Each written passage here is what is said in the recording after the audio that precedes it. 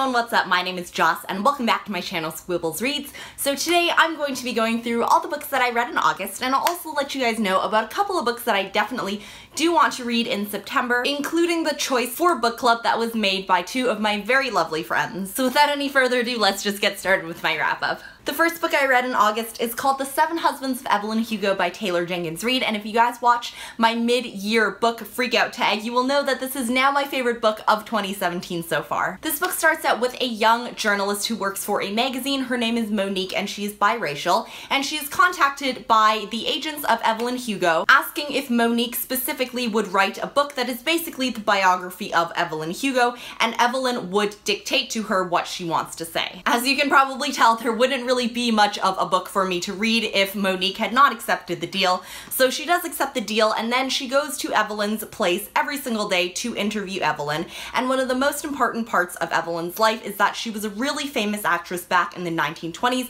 and now she is about 80 years old, and she is a Cuban woman, and she also identifies as bisexual. Another of the most interesting things about Evelyn that has been portrayed about her in the media in the book is that she has had 7 husbands in her life.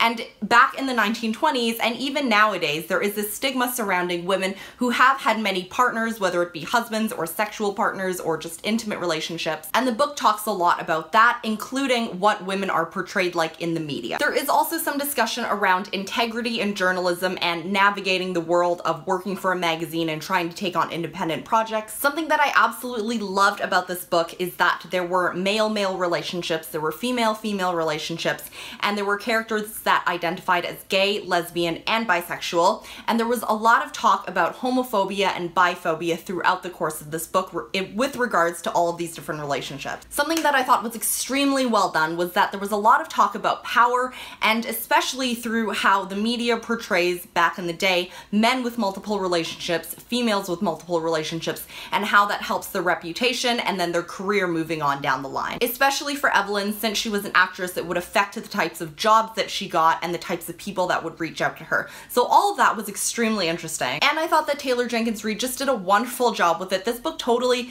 surprised me. I didn't expect to love it so much, but it was just absolutely my favorite book of 2017, and I gave it 5 stars. I also read one of the books on my August TBR. I know, surprise, surprise, I never read any of the books on my TBR, but this book is called Everything Belongs to Us by Eugene Grace Wertz. So this takes place in 1978 in Seoul in South Korea, and it surrounds a few students that attend the University of Seoul. When the book opens, there has been a protest that's been going on for about 3 days, and the people in the protest are women who work at factories and textile factories. They've been protesting these really strict and really terrible government conditions that have been put upon them for just some basic rights in the workplace. And in the social and political climate that is going on, the only way that you can actually get more rights and get quote-unquote a better life is to go to university and to graduate and get a higher paying job from there. So the main characters are 2 girls and 1 boy. So one of the girls is named Na Min, and she's not very well off. Her family works all day long at the small grocery store that they own,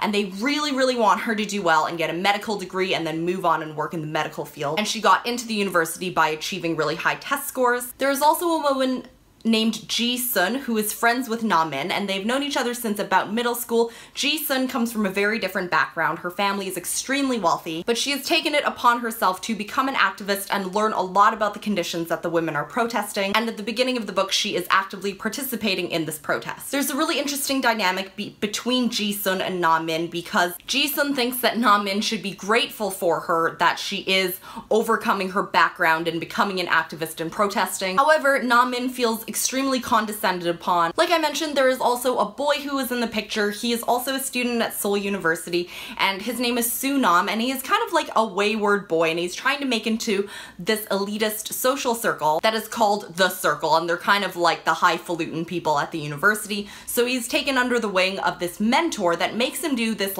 ridiculous thing at the protest at the beginning of the book, and thus he kind of gets into trouble, and then he becomes involved with these girls. But honestly, I think that he is kind of an extraneous part of the story, even though he is one of the main characters. A lot of the dialogue of the book surrounds these girls and their different conditions and their different backgrounds. Just like in Evelyn Hugo that I just talked about, there's a lot of discussion about power, but specifically in this book, the power of the government and things like censorship and the conditions that they can make changes to, and the power of influence influence of the rhetoric that the current government puts forth. We also see a lot of talk about the role of money and how much finances play a part in these people's lives, especially with the people that don't necessarily have the power that comes with a lot of money in this climate. There are little parts of the book that veer off into like romantic subplots and stuff, but I think that is par for the course because we are following these people's lives into university. They're experimenting with relationships, but I think the bigger picture is what is really important in this book, and I think it was done really well. And my favorite quote from this book is really simple. It hurts more because you're paying attention, and I think that is entirely true when we're talking about this kind of stuff. I absolutely adore this, and I gave it 4.5 stars. Then I listened to Crazy Rich Asians by Kevin Kwan on an audiobook. I was listening to this 4-tome topple readathon, which took place in August. Of course, this is my August wrap-up. What am I talking about? But basically, this book talks about Rachel Chu, who is our protagonist. She is going back to Singapore to meet her boyfriend, Nick Young's family, but little does she know, they are one of the richest people in Singapore, and he is one of Singapore's most eligible bachelors. Rachel herself is an American-born Chinese person, and with those different cultures come different nuances between different East Asian cultures that are not necessarily touched upon in other books, which I really appreciated here. There is a lot of things that I think I did not pick up on because it was an audiobook that I may have critiqued if it was an actual book. Also, we listened to this on a road trip, and I was listening to it solely for entertainment, but there were bits and pieces that I picked up that were different nuances between East Asian cultures that I really appreciated. I also think that it was kind of like Confessions of a Shopaholic in that it was super light, but also touched on a little bit of heavier subjects like family and like culture and tradition and ethnicity and some food. The food was really great in this book. But overall, I don't have too much to say about this book. I think I would give it like somewhere between like 3.75 stars, I think is about accurate. I am listening to the second book in the series, so it was super enjoyable and really just kind of like a fun road trip book to keep you awake when you're driving. Next, I read another poetry collection. This poetry collection is called Our Bodies and Other Fine Machines by Natalie Wee. Natalie Wee is Canadian, which I absolutely adore because I am also Canadian. I think I say that in every single video, but I really enjoyed this poetry collection. It talks about her experience, so it's extremely personal, but it also gets really political, which I really enjoyed. I'm really terrible at critiquing poetry because I think it's something that is just so personal. Not that novels aren't personal, but I think poetry just takes it to another level, and this was totally the case here. It talks about like themes of feminism, sexuality, politics, finding your voice, fear and want and regret and longing, just all of those things, and I think it just goes in full force, which I completely appreciated. One of the more recent poetry collections that I've read was Milk and Honey by Rupi Kaur, which I read in my last wrap-up. I think this touches on some similar themes, but it's just a little more biting and a little bit more acerbic, and just it goes there a little bit more, which I love. I feel like I've just been like giving you guys words, and it's just so hard for me to critique poetry, so I totally apologize. I just don't know how to do it, but I will leave you with a couple of my favorite quotes, and I think from there you can decide if that's something that you're kind of into or not. So one of my favorite quotes is, "Do not mistake my silence for subservience." And another quote is, "My bones are heavy with the weight of never having been seen at all." And I definitely think that those are the two that I like highlighted on my e-reader as I was going through it. Okay, so this is where my wrap-up gets a little weird because I've read so much in August, like way more than I've read in probably the rest of the year. But because I've read a lot in August, I have reviewed those books in a lot of other videos. And if you've been on my channel and you've been watching my videos, I don't want to bore you to death by reviewing those books in full over again.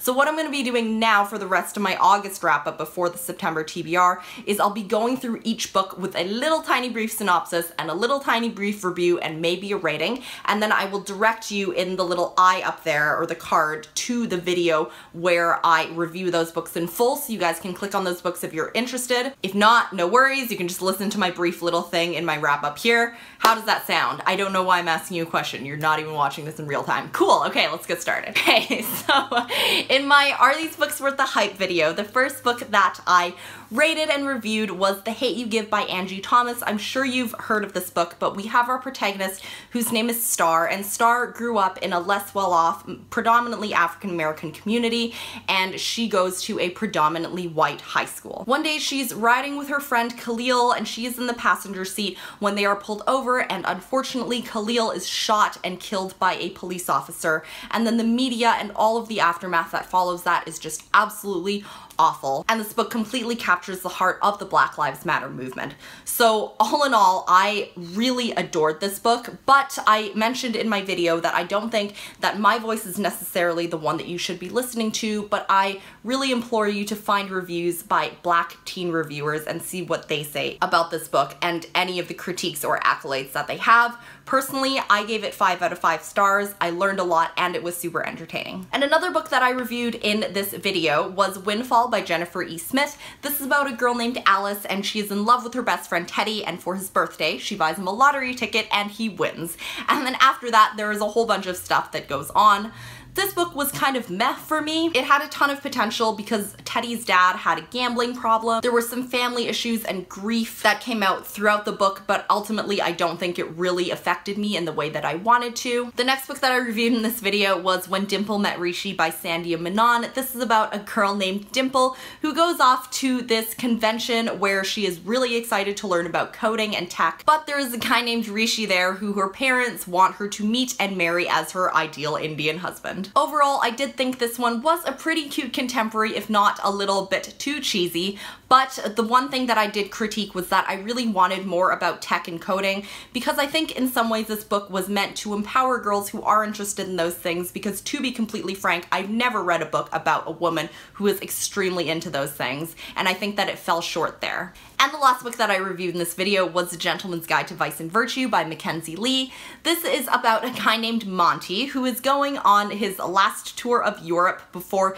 he has to go back and apparently take care of his family's estate. He brings along his best friend Percy, who he is in love with, and also his little sister Felicity, who is the coolest person ever.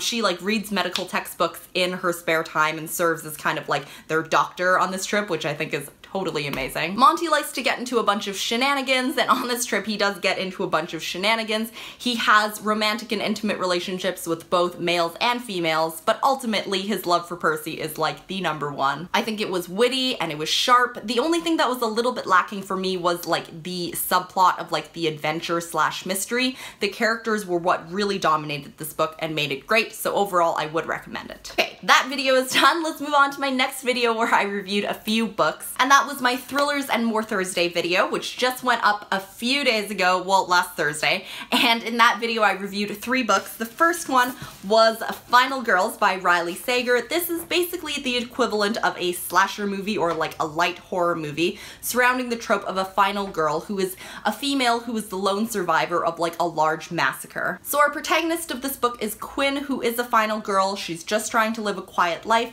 but then she finds out that another one of the final girls, Lisa, has died, and then a third of the final girls, Sam, has just come back into her life, and together they kind of uncover the truth about Lisa's death, and the book also flashes back to their own memories of their really terrible traumatic events. Overall, I think this book really does well with its plot. It really keeps the pages turning with the way that the plot was written.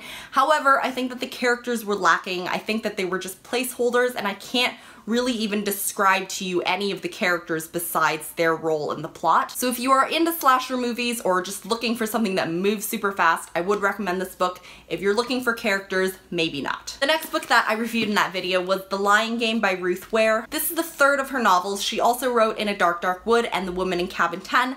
This one I think is a totally different vibe. This is about 4 girls who went to boarding school together around 10 to 15 years ago. And at the boarding school they have this thing called the lying game, where they lie to people, and based on whether the people believe them and how convincing they were, they earn points based on their lies. There is a secret that comes out 10 to 15 years later, and it all brings them all back to the town where the boarding school is, and then things are revealed from there.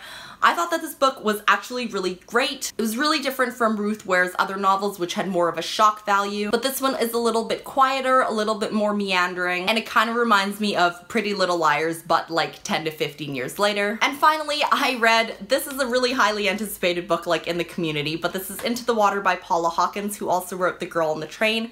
This one is a totally different vibe from Girl on the Train. Girl on the Train was like a domestic thriller, extremely like claustrophobic, only involved about 3 or 4 characters. This one has a much broader scope. It's about a town, and in the town there's a river where a lot of women's bodies have shown up who have passed away, and then this book goes through a lot of these women's lives and introduces them to us and their backstory. Our protagonist Nell, her body shows up one day, but she has actually been like super fascinated with all of these women's lives and the river. Overall, this is really quiet, really eerie. I wouldn't say that if you're into something like Final Girls, like really fast-paced, super thrilling, I would not necessarily recommend this book, but if you don't mind like quieter, eerier type of mysteries, I would recommend this book. Okay, so I will direct you to the Thrillers and More Thursday if you want to hear more about those. And finally, I did do a Book of the Month unboxing, and if you guys have never seen my unboxings, what I do is that I do the unboxing, and then I will keep that footage and then film some more footage where I review the books later, and then I will combine those two. So in that video, I reviewed 2 books. The first one is Fierce Kingdom by Jen Phillips. This is also a thriller, but I think the premise is really cool. There is a mom and a son, and they are at a zoo close to closing time, and the zoo is about to close, but then they hear some gunshots, and then they're trying to fight for their lives throughout this whole book. My main critiques of this book were that it introduced some side characters that really took away from the tension, because this takes place within like 3 hours, and just introducing those side characters kind of took away from the mom and the little boy stories. It was also written in present tense, and I don't think that that necessarily added a ton because of the side characters and all the little things that distracted from that really like insular claustrophobic feeling. Overall, I think this is good if you want like a fast read, but I don't quite think that it lived up to its potential. Also reviewed Eat Only When You're Hungry by Lindsay Hunter. This is about a 50-year-old man named Greg, and he is on the search for his son who has problems with addiction, whose name is GJ. This book is also another quieter, more introspective story because Greg has gone on this road trip and he is evaluating all of his relationships, and he feels a lot of regret and guilt. It talks a lot about how society views different people's bodies and different people's ages, the stigma around addiction and food. Again, this is definitely a quieter story, but I really enjoyed it. It kind of surprised me, and I think I gave it like 4 stars, so I think I would recommend this book if you're looking for something like this. Now we are going to move on to my September TBR. So in September, I'm going to take it a little bit easy with the books that I definitely want to read. I am moving into a new work year, so there is a lot of changes going on in my life right now and just kind of getting back into a routine. But there are 2 books that I definitely want to read, including the first one, which is the pick for a book club that 2 of my really good friends have started. Emma from Drinking by My Shelf and also another Emma from Emma Tobias started a book club discussing girls and sexuality, especially girls who are teenagers, and how females with different sexual preferences, different identities are portrayed in books, and how that can translate to different females' lives in real life. So every month they will be picking a different book to read and discuss. I'm not quite sure how the discussion is going to be going on, but if you are interested in reading along with us, leave me a comment down below, and then I can share some more information as I get it in the down bar, or I will reply to your comments with how you can get more involved with us. But the book that they have picked for September is Far From You by Tess Sharp, and I don't know too much about this book. However, this is the first book that I had ever heard of with a protagonist that has identified as bisexual. I think there is a lot more need for bi rep in the media, so I am super excited to get to this book. Again, leave me a comment if you're interested in reading along with us, and I will get back to you on how you can do that. And the other book that I am reading and am about like 70% of the way through in September is the sequel to Crazy Rich Asians. I'm also listening to this one on audiobook. This is called China Rich Girlfriend, and we just continue to follow Nick and Rachel on their adventures. Alright, so that is my August wrap-up and September TBR. That was a little bit more chaotic than usual because usually I have a lot more full reviews to give to you guys in wrap-ups. But apparently I just did tons of videos where I reviewed tons of stuff. Alright, so if you guys have read any of those books, or if you want to, please let me know down in the comments below. Also let me know if you plan on reading anything in September, or if you want me to review anything that you have heard about that's coming out in September. Thank you so much for watching. I will see you in my next video. Bye!